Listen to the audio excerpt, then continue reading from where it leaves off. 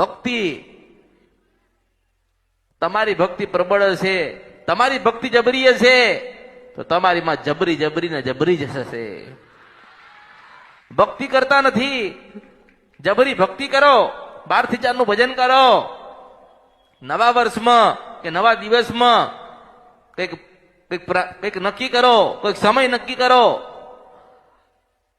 કે આજે આજથી શરૂઆત કરવી છે.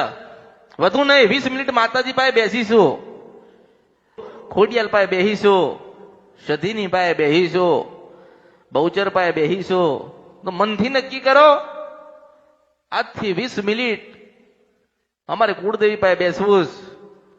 જેમ જેમ જેમ જેમ તમે ભજન અને ભક્તિ વધારશો એમ એમ માં છે ને એ રાજી થઈને તમારી જોડે નજીક આવશે. મેળવીશું.